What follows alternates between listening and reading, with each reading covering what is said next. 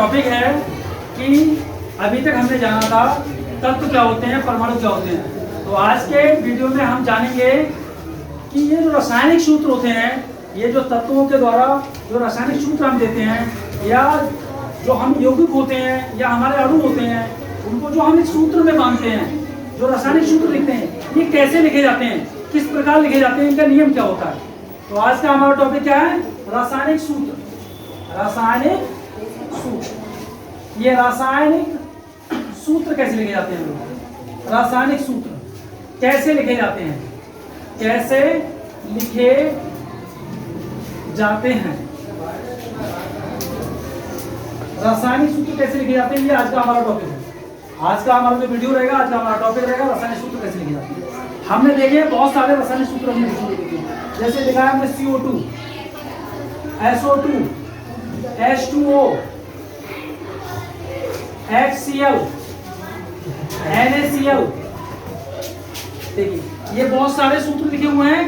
ये आखिर फॉर्म कैसे होते हैं, कैसे बनते कैसे हैं, क्या प्रोसीजर होता है इनका। तो अभी तक हमने जान लिया था कि जो हमारे तत्व होते हैं उनके संयोग करने की जो क्षमता होती है, तत्वों को संयुक्त होने की जो क्षमता होती है, उसको हम कहते हैं संयोजकता। और संयोजकता जो होती है किसी वर्ग में एक समान रहती है। कोई भी वर्ग, हमारे आवर्त सारणी में कितने वर्ग हैं? 18 वर्ग हैं। और 18 वर्ग में जो भी हमारे तत्व हैं, उनके जो भी परमाणु हैं, उनकी संयोजकता समान रहती है। यानी वर्ग में संयोजकता समान रहती है। हमने ये भी जान लिया है कि धातुओं जो होती हैं उनकी संयोजकता उनके सबसे बाहरी कक्षा में इलेक्ट्रॉनों की संख्या होती है। धातुओं के सबसे बाहरी कक्षा में इलेक्ट्रॉनों की संख्या उनकी संयोजकता को दिखाती है। और ऐसी अधातुओं में क्या होता है?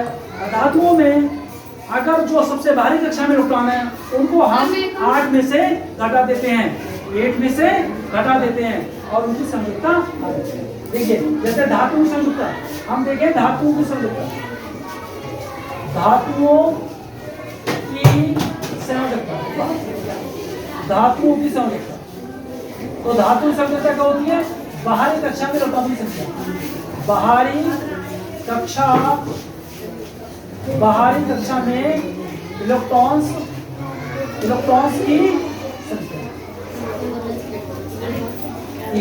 जैसे मान लो हम कोई धातु लेते हैं, जैसे हमारे पास धातु क्या है? Na है, Na। तो Na का हम जानते हैं क्या होता है? परमाणु क्रमांक, यानी Z बराबर Na का क्या होता है? 11 होता है, Z बराबर 11। और इसको हम देखते हैं, लिखते हैं 281।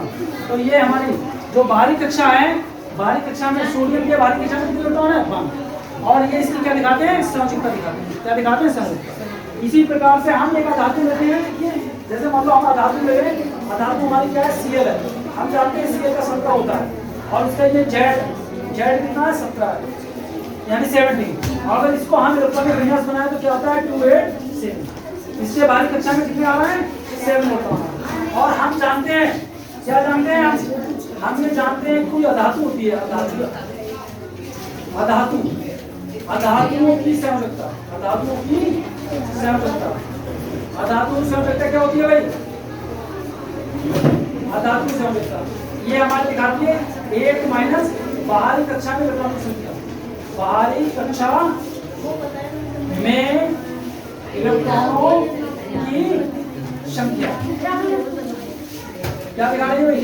ये दिखा रही है, धातु की दिखा रही है। तो हम ये देख रहे हैं कि धातु की संयोजकता हमारी क्या होती है? बाहरी कक्षा में इलेक्ट्रॉन की संख्या। और अधातु की संयोजकता क्या होती है? 8 माइनस बाहरी कक्षा में इलेक्ट्रॉन की संख्या। जो हमारा ये रासायनिक सूत्र है, हमारा टॉपिक का रासायनिक सूत्र कैसे लिखें? तो रासायनिक सूत्र लिखने के लिए क्या करते हैं? उनकी जो संयोजकता होती है उसके परमाणु संकेत के नीचे लिखिए। देखिए अभी मैं NaCl का दिखा रहा हूँ, ये NaCl है हमारे पास। देखिए NaCl को हम कैसे लिखेंगे? देखिए इसका रासायनिक सूत्र जो NaCl कैसे लिखेंगे? यहाँ लिखेंगे Na और यहाँ लिखेंगे Cl। ये हमारे क्या है भाई? Na और Cl हमारे क्या है? ये परमाणु संकेत है। ये क्या है? परमाणु संकेत। ये परमाणु संकेत है, ये परमाणु संकेत है। सोडियम का परमाणु संकेत है, क्लोरीन का परमाणु संकेत है। अब हमें पता है इनकी संयोजकता कितनी है? सोडियम की संयोजकता कितनी होती है? +1 और इसकी होती है -1। हमने पहले लिखा परमाणु, लिख दिया, उसके नीचे उसकी संयोजकता लिख दी, परमाणु लिखा और संयोजकता लिख दी। ये हमारी क्या धातु है, ये क्या है, धातु है, और ये क्या है हमारी अधातु। यहाँ पर एक चीज और देख लो आपने, जितने धातुओं के नाम आप देख रहे होंगे वहां पर क्या होगा, धातुओं के नाम के पीछे सब में यम आ रहा होगा, यम यम, सोडियम, कैल्शियम है, मैग्नीशियम, फेरम, फेरम क्या को कहते हैं, लोहे को कहते हैं। देखिए कुछ हमारे धातुएं हैं, ये हमारे कुछ तत्व हैं, उनके संकेत क्या है, लैटिन भाषा में दिए हैं, वो संकेत लैटिन भाषा में दिए हैं, और कुछ जर्मन भाषा में दिए हैं, और कुछ अंग्रेजी के बड़े अक्षरों से दिए हैं, कुछ अंग्रेजी के बड़े अक्षर और एक छोटा अक्षर से दिए हैं।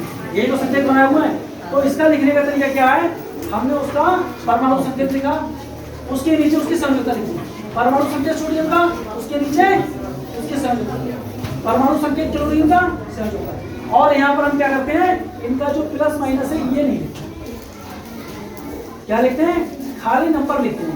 संयोजकता का क्या लिखते हैं, केवल नंबर लिखते हैं, और उनका प्लस माइनस नहीं। अब इसके लिखने के बाद हम क्या करेंगे, इनको तिरछी गुणा करेंगे, इसकी गुणा इससे करेंगे और इसकी गुणा इससे, ठीक है, तिरछी गुणा कर लेंगे। तो हमारा ये क्या आएगा, Na1, और ये क्या आएगा, Cl1, और ये हमारा क्या आ जाएगा, NaCl। इस प्रकार से हम जानते हैं NaCl सोडियम क्लोराइड, और सोडियम क्लोराइड क्या होता है, नमक होता है, नमक क्या होता है, नमक। और यहाँ पर एक थी हमारी धातु और एक थी अधातु। और देखो ये बात भी नोट कर लो, धातु और अधातु जब आपस में क्रिया करते हैं तो आयनिक बंध ही बनता है। कैसा बनता है, आयनिक बंध। और धातु और अधातु की क्रिया के बाद जो उत्पाद बनता है, देखिए हमने देखा था रासायनिक समीकरण लिखते समय, हमने देखा था रासायनिक क्रिया में कि जो हमारे बाईं ओर लिखे जाते हैं, बाईं ओर रासायनिक क्रिया में जो भी बाईं ओर लिखे जाते हैं अभिकारक कहलाते हैं, और जो दाईं ओर लिखे जाते हैं उत्पाद कहलाते हैं। यही तरीका होता है पढ़ने का। ऐसा नहीं है कि हम एक चीज को रट रहे हैं, रटते नहीं है, वो चीजें कनेक्टिविटी में अपने आप जुड़ती चली जाती हैं। जैसे एक डग बढ़ाते हैं ऐसे और चलते जाते हैं तो हम स्कूल पहुंच जाते हैं। अगर एक डग बढ़ा के हम कहीं रुक जाएं तो कहते हैं आप पहला कदम तो उठाओ सफलता की ओर, पहला कदम तो उठाओ तभी तो आप सफल हो। तो ये हमारा रासायनिक सूत्र कैसे लिखा जाता है, इसका एक फ्यूज था। अब देखिए यहाँ पर बना, यहाँ पर बना, इसलिए हमने NaCl लिख दिया। अब एक ऐसा हम लिखते हैं जिसमें हमें और क्लियर हो जाएगा। देखिए और क्लियर करने के लिए हम लिखते हैं, देखिए हम लिखते हैं आपके लिए SO2 लिखते हैं, SO2 या चलो SO2 नहीं CO2 लिख लेते हैं, CO2 को लिखते हैं। देखिए CO2 को लिख लें, CO2 को लिखेंगे कैसे, देखिए अब हमें क्या पता है, हमारा जो C होता है, C क्या होता है, ये होता है, ये बहुत ही इंपॉर्टेंट है कार्बन। इससे आगे चल के आपने जो देखा है ना परमाणु क्रमांक और परमाणु भार, ये कार्बन जो होता है, जो पुरानी चीजों की आयु निकाल देते हैं कि 1000 साल पुरानी है, ये 1 लाख साल पुरानी है, जीवाश्म की आयु निकालते हैं, उसे बोलते हैं कार्बन डेटिंग, ये उसी में काम आता है। हमने देखा था ये हमारा होता है Z, ये है, और ये हमारा क्या होता है, ये होता है। अगर हम ये बोले तो ये परमाणु भार होता है, क्या होता है भाई, परमाणु भार। और अगर इसे Z बोले तो ये क्या होता है, परमाणु क्रमांक होता है। समझ लो भाई 9th क्लास के परमाणु क्रमांक। परमाणु क्रमांक कहाँ लिखा जाता है, बाईं साइड में कॉर्नर पे, और परमाणु भार उसके सिर पे दाहिनी साइड में उस पे सिर पर, दाहिनी साइड पे सिर पर परमाणु भार, और बाईं साइड में उसके कॉर्नर में परमाणु क्रमांक। जो हमारी आवर्त सारणी है वो इन्हीं दो चीजों को दिखाती है, परमाणु क्रमांक और परमाणु भार, इन्हीं दो चीजों को दिखाती है। और परमाणु क्रमांक जो होता है, देखिए जो हमारा परमाणु क्रमांक है Z, यही इतने ही इलेक्ट्रॉन होते हैं और इतने ही प्रोटॉन होते हैं। इसीलिए तो जो परमाणु होता है वो न्यूट्रल होता है, आवेश रहित होता है, क्योंकि जितने इलेक्ट्रॉन उतने प्रोटॉन। ये माइनस का आवेश, ये प्लस का आवेश, भाई माइनस का आवेश और प्लस का आवेश बराबर होता है, तो वो परमाणु आवेश रहित होता है। हम यहाँ देखते हैं, तो हमने यहाँ देखा, इसका हमने इलेक्ट्रॉनिक विन्यास देखें तो क्या आएगा, 2 और 4। और अगर हम O का देखें, ये O को देखते हैं, O का क्या होता है, 8 और 16 होता है। O को देखो तो क्या होगा, ये आता है 2 और 6, 2 और 6 आता है, सही है। अब यहाँ पर अगर हम सेंटर में लिखते सी और यहाँ लिखते ओ, यहाँ लिखते ओ, ठीक है। तो ओ के बाहरी कक्षा में कितने इलेक्ट्रॉन होते हैं? ओ के बाहरी कक्षा में होते हैं, अरे यही तो होते हैं, 6 होते हैं, 6 होते हैं, नहीं होते हैं भाई? अरे ओ के बाहरी कक्षा में कितने इलेक्ट्रॉन होते हैं? ऑक्सीजन की बाहरी कक्षा में 6 इलेक्ट्रॉन, कार्बन के बाहरी कक्षा में 4 इलेक्ट्रॉन, और हमारी जो अधातु होती है वो संयुक्ता कैसे दिखाती है? 8 माइनस बाहरी कक्षा में इलेक्ट्रॉनों की संख्या, 8 माइनस अधातु का दिखाती है। अधातु की संयुक्ता लिखिए, अधातु की संयुक्ता, अधातु की संयुक्ता 8 माइनस बाहरी कक्षा के इलेक्ट्रॉन, तो 8 माइनस बाहरी कक्षा के इलेक्ट्रॉन कितने? 4, तो संयुक्ता होगी 4। और धातु की संयुक्ता क्या होती है भाई? धातु की संयुक्ता, धातु की संयुक्ता क्या होती है? बाहरी कक्षा के इलेक्ट्रॉन, बाहरी कक्षा के इलेक्ट्रॉन कितने हैं? बाहरी कक्षा के इलेक्ट्रॉन 6 हैं। ये भी धातु है भाई, दोनों हमारे क्या, दोनों धातु है ना यहाँ पर, तो ये इसका भी क्या होगा? 8 माइनस 6। तो ऑक्सीजन संयुक्ता होती है 2, कार्बन की संयुक्ता होती है 4। तो इनने क्या किया भैया? कार्बन के हमारे कितने हो गए? 4 हो गए ना, तो ये कार्बन के हैं, ये कार्बन के हैं। कार्बन के बाहरी कक्षा में 4 इलेक्ट्रॉन हो गए, बाहरी कक्षा कार्बन की बना दी, 4 इलेक्ट्रॉन बना दिए, है ना? ऑक्सीजन बना दिया, 6 इलेक्ट्रॉन बना दिए। अब मैंने बताया ना कि 90% हमारे जो भी यौगिक हैं या यौगिक तत्व हैं वो क्या करते हैं? सहसंयोजकता के द्वारा यौगिक बनाते हैं। भाई सबसे ज्यादा संख्या किनकी है? धातुओं की, धातुओं की नहीं है, धातुओं थोड़ी है। कुछ तत्व हमारे ऐसे हैं जो धातु में बन जाते हैं भाई, अधातु में बन जाते हैं। जैसे कुछ लोग ऐसे होते हैं घर में, जैसे पिताजी अकेले हैं, माने छोटा बच्चा होता है तो उससे पूछना तो वो क्या कहेगा? हमारे पिता हैं, हमारे पिताजी, मम्मी भी बन जाते हैं और पिताजी भी बन जाते हैं। तो उससे क्या, कैसे? बोले जब किचन में होते हैं तो मम्मी बन जाते हैं, और खेत पे होते हैं तो पापा बन जाते हैं, होता है। तो उसको इतनी समझ नहीं होती, उसे केवल इतना पता होता है कि खाना बनाने का कार्य केवल मम्मी करती है। तो अधातु तत्व, जो भी अधातु तत्व होते हैं आपस में रिएक्शन करते हैं, आपस में रिएक्शन करते हैं तो किस तरीके के बंध बनाते हैं? यानी अधातु अधातु जब आपस में मिलेंगे तो वो सहसंयोजकता ही करेंगे और सहसंयोजी कंपाउंड ही बनाएंगे, कोवैलेंट कंपाउंड बनाएंगे। अधातु अधातु आपस में क्रिया करके कोवैलेंट कंपाउंड बनाते हैं हमेशा, ये सत्य बात है। अगर कहीं पर आपने देखा कि 2 अधातु हैं लिखे हुए, जैसे यहाँ पर लिखा है कार्बन और ऑक्सीजन, आपको पता ही नहीं है, उसने पूछा कि ये कार्बन डाइऑक्साइड कैसा बंध है, कार्बन डाइऑक्साइड में कैसा बंध है, तो आंख बंद करके आपको बोलना है क्योंकि दोनों धातु हैं, दोनों धातु हमेशा कौन सा बनाते हैं? कोवैलेंट बॉन्ड, सहसंयोजक बंध ही बनाते हैं। देखिए कैसे इनने क्या किया अपने बाहरी कक्षा में, इनने अपने बाहरी कक्षा में 8 कर दिए भैया, 4 और 4 8। इनने क्या किया अपने बाहरी कक्षा में 8 कर दिए, कर दिए ना। अब रह गए भाई ये कार्बन रह गए साहब, इनने कहा भैया लो भैया तुम भी कर, हो गए 8, बन गए 8, 4 और 4 8 हो गए। अब यहाँ पर अभी मैंने बताया था, यहाँ पर क्या हुआ भाई देखो,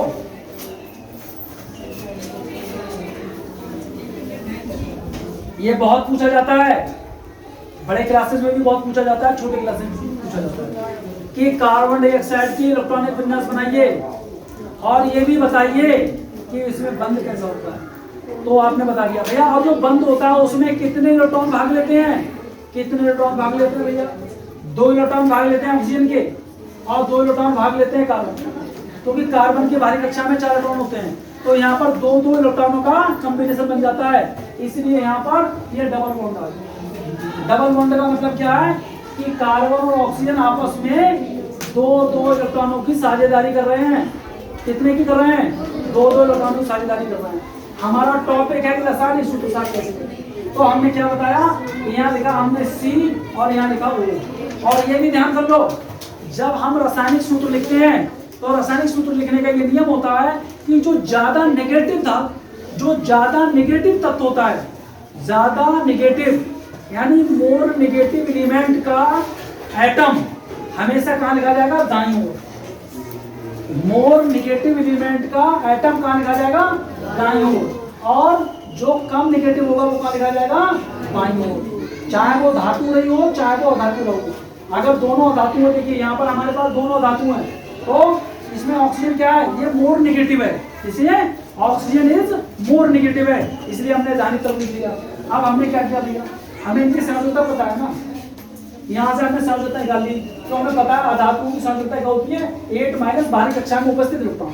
हमने देखा कार्बन के बाहरी कक्षा में इलेक्ट्रॉन कितने हैं, 4, ऑक्सीजन के बाहरी कक्षा में कितने हैं, 6, तो हमने यहाँ से इनकी सांद्रता निकाल ली। ठीक है, अगर धातु होते हैं, धातु की सांद्रता क्या होती है, उनके सबसे बाहरी कक्षा में उपस्थित इलेक्ट्रॉन की संख्या। ये भी ध्यान कर लो, सबसे बाहरी कक्षा में उपस्थित जो इलेक्ट्रॉन होते हैं, अगर कोई पूछता है संयोजी इलेक्ट्रॉन क्या होते हैं, तो आप बताएंगे कि तत्वों के जो परमाणु होते हैं उनके बाहरी कक्षा में जो इलेक्ट्रॉन होते हैं वो संयोजी इलेक्ट्रॉन कहलाते हैं। अरे वही तो संयोग करेंगे हैं। अगर कोई समस्या आ जाती है तो कौन भागते दौड़ते हैं, पिताजी हैं। पूरी जिंदगी पिताजी दौड़ते रहते हैं बच्चों के लिए, और जब पिताजी बूढ़े हो जाते हैं तो बच्चे दौड़ लगा के बाहर चले जाते हैं और क्या कहते हैं, अरे कुत्ता ऐसी सटे गया, ऐसी कुत्ता होता है। मुझसे किसी ने पूछा था एक बार, एक कुआं है और उसके चारों ओर 4 कुएं हैं, जब वो कुआं उफनता है तो चारों कुएं भर जाते हैं, और जब वो चारों कुएं उफनते हैं तो वो एक कुआं बीच का नहीं भरता है, एक्सप्लेन कीजिए।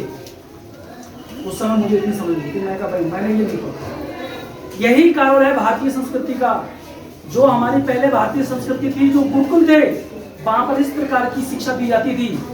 आपको इस बात का ज्ञान कराया जाता था क्या अच्छा है और क्या बुरा है, आपके कर्तव्य क्या हैं, पिताजी के प्रति आपके कर्तव्य क्या हैं। लेकिन आज की शिक्षा में हमें टाइम ही नहीं है, क्योंकि मैं पढ़ाने आया हूँ तो मेरी जिम्मेदारी मैनेजमेंट ने क्या दी है, क्या कराना है, कोर्स पूरा कराना है। लेकिन नहीं, मैं नहीं पढ़ाता, मैं चाहता हूँ कि आपका सर्वांगीण विकास हो। तो देखिए मेरा टॉपिक है रासायनिक सूत्र, संयोजकता एक दिन बता रहा हूँ मैं। कितने इलेक्ट्रॉनों ने संयोग किया, 2, तो डबल बॉन्ड हो गया। एक इलेक्ट्रॉन करता, एक इलेक्ट्रॉन साझेदारी करता तो एकल बंध बनता है, यानी सिंगल बॉन्ड बनता है। 2 ने किया डबल बॉन्ड बन गया, 3 ने किया ट्रिपल बॉन्ड बन गया, 4 ने किया तो, लेकिन मैंने देखा नहीं अभी 4 बॉन्ड। केमिस्ट्री में 3 ही बॉन्ड बनते हैं, सिंगल बॉन्ड, डबल बॉन्ड और ट्रिपल बॉन्ड। अगर आपसे कोई पूछता है कि टेट्रा बॉन्ड भी बनता है तो बता देना भैया मैंने नहीं देखा, मैंने भी नहीं देखा। ठीक है, और ये जो सिंगल बॉन्ड, डबल बॉन्ड और ट्रिपल बॉन्ड बनते हैं, ये केवल कोवैलेंट कंपाउंडों में भी होते हैं, सहसंयोजी यौगिक। क्या होते हैं वो, सहसंयोजी यौगिक। और सबसे ज्यादा संख्या किसकी है, सहसंयोजी यौगिक। और ये जो कार्बन है ना, ये ऐसा तत्व है, ये ऐसी अधातु है, इसके यौगिकों की संख्या का आज तक गिनती ही नहीं करता। अभी ऑर्गेनिक केमिस्ट्री में आप जाएंगे तो ये कार्बन और हाइड्रोजन के तमाम यौगिक, carbon hydrogen oxygen, carbon hydrogen oxygen nitrogen sulphur, जो आप प्रोटीन देख रहे हैं, कार्बोहाइड्रेट देख रहे हैं, फैट देख रहे हैं, साबुन देख रहे हैं, ये सारे कंपाउंड कार्बनिक केमिस्ट्री में आप पढ़ेंगे और ये हमारे जीवन के लिए जरूरी हैं। तो यहाँ पर मैं बता रहा था आपको रासायनिक सूत्र की, ये बिल्कुल बेसिक है। हमने क्या किया साहब, ऑक्सीजन की संयोजकता ऑक्सीजन के नीचे लिख दिया, लेकिन ऑक्सीजन की संयोजकता ऑक्सीजन के नीचे, कार्बन की संयोजकता कार्बन के नीचे। भाई कार्बन की संयोजकता हमने कितनी निकाली है, 4। ऑक्सीजन संयोजकता कैसे निकाली है, 2। यहाँ पर चिन्ह छोड़ देते हैं भाई, चिन्ह छोड़ देते हैं। कार्बन की अपेक्षा ऑक्सीजन मोर निगेटिव है, इसलिए वो दाहिनी ओर लिखी गई है। ये भी फैक्ट है कि इसको ओको मैंने इधर क्यों नहीं लिखा, बाईं साइड में क्यों नहीं लिखा। मोर निगेटिव जो होता है एलिमेंट, उसके परमाणु को हमेशा दाहिनी ओर लिखेंगे। मोर निगेटिव को कहाँ लिखेंगे, इनकी दाहिनी ओर लिखेंगे। आपके लिए ये बहुत बड़ा है, अभी मैं इंटरमीडिएट में या फर्स्ट ईयर में पढ़ाऊंगा, तब आप वहां डिटेल में तो लिख दिया। अब इनकी तिरछी गुणा तिरछी गुणा करेंगे तो हमारा आएगा C2 और O। ये हमारा क्या है, ये हमारा जो लॉजिक है ना CO2 लिखने का, ये लॉजिक है, ये लॉजिक है। लेकिन हम क्या पढ़ते हैं, क्या पढ़ते हैं CO2, क्या पढ़ते हैं CO2 पढ़ लेते हैं। अब ये कैसे आया, यहाँ पर एक चीज हमने मैथ में पढ़ी थी, एलसीएम। जो लोग मैथ पढ़ रहे हैं या मैथ पढ़ा होगा वो जानते हैं एलसीएम क्या बला होती है। एलसीएम उस बला का नाम होता है कि ऐसी छोटी सी छोटी संख्या, छोटी से छोटी संख्या, बड़ी से बड़ी नहीं, छोटी सी छोटी संख्या जो दी गई हमारे, ये 4 है और ये 2 है, 2 और 4 से 2 का डिवीजन, तो वो क्या है 2 है। या वो कौन सी संख्या है, 4 ही तो होगी भाई, 4 और 2 से डिवीजन होने वाली 4 तो होगी। तो हमने क्या देखा, इनका एचसीएफ निकाल लिया या एलसीएम निकाल लिया, और हमने क्या देखा ये डिविजिबल है। तो ये डिविजिबल कैसे हैं भाई, हमने 2 देखा और 4 देखा, अब इन्हें हमने 2 से भाग कर दिया, इसे भी 2 से भाग कर दिया, तो 1 आ गया, यहाँ आ गया, सही है। तो यहाँ पर हमारा कितना आ जाता है, यहाँ पर आ जाता है, देखिए यहाँ पर हमारा कितना आ जाएगा भाई, यहाँ पर हमारा आ जाएगा 2 और यहाँ आ जाएगा ये, आ जाएगा नहीं आ जाएगा, काटने पर आ जाएगा। तो हम तिरछी गुणा करेंगे तो हमारा क्या आ जाएगा CO, और अगर इस पे लिखेंगे तो आएगा हमारा क्या C2O4, और इससे लिखेंगे आएगा CO2। अगर आपने ऐसा लिख दिया तो भी ठीक है, ऐसा लिख दिया तो भी ठीक है। तो रासायनिक सूत्र लिखते समय हमें ज्ञात होना चाहिए उनकी संरचना, और हम पहले उनका परमाणु लिखेंगे, उसके नीचे उसकी संरचना लिखेंगे, पहले परमाणु लिखेंगे, उसके नीचे उसकी संरचना लिखेंगे, तिरछी गुणा कर लेंगे, रासायनिक सूत्र। जितने भी हमारे कंपाउंड हैं, जितने भी हमारे अणु हैं, जितने भी हमारे रूप हैं, वो इसी प्रकार से रासायनिक सूत्र लिखे जाते हैं। क्यों, अभी तक हमने ये नहीं सीखा था, और अब आपके दिमाग में क्लियर हो गया होगा कि H2O क्यों लिखा जाता है भाई, CO2 क्यों लिखा जाता है, SO2 क्यों लिखा जाता है, O2 क्यों लिखा जाता है, ठीक है। HCl, अब हम HCl के बारे में देखते हैं, ये हो गया। अब देख लो आप HCl के बारे में, HCl कैसे लिखा जाता है, देखिए ये तो हमें लिखना है। अधातु संयोजकता हमारी क्या होती है, अधातु संयोजकता हमारी क्या होती है, अधातु संयोजकता क्या होती है, 1 माइनस बाहरी कक्षा के इलेक्ट्रॉन, बाहरी कक्षा के ये होती है अधातु संयोजकता, ये होती है भाई। अब हम यहाँ देखते हैं, हम देखेंगे HCl का भाग, ये कैसे आया भाई HCl, ये HCl कैसे आता है, HCl कैसे लिखेंगे, हमें पता है, देखिए H के बारे में, H का होता है 1 और Cl का क्या होता है 17 होता है, Cl का 17 होता है, तो 17 को लिखते हैं 2 8 7। बाहरी कक्षा में इलेक्ट्रॉन कितने हैं, 7 हैं, 7 हैं, तो यहाँ पर रखेंगे 8 माइनस 7, 8 माइनस 7 कितना आ गया 1 आ गया, यानी आता है ये -1 होती है। देखिए Cl की क्या होती है, -1 होती है, Cl की -1 होती है, और H की H की क्या होती है, H की +1 होती है, Cl की -1 होती है। हमने क्या बताया था कि हम उन्हें लिखते हैं परमाणु संकेत, लिख दिए, और मोर नेगेटिव को दाईं ओर लिखते हैं, जो मोर नेगेटिव होता है कितना लिखते हैं, तो मोर नेगेटिव होता है, और ये हमारा क्या है पॉजिटिव है। हाइड्रोजन को पहले वर्ग में क्षार धातु के साथ रखा गया है, और क्षार धातुएं +1 संयोजकता प्रदर्शित करती हैं, और ये एक अपवाद है आवर्त सारणी का, मेंडलीव की आवर्त सारणी का ये अपवाद है।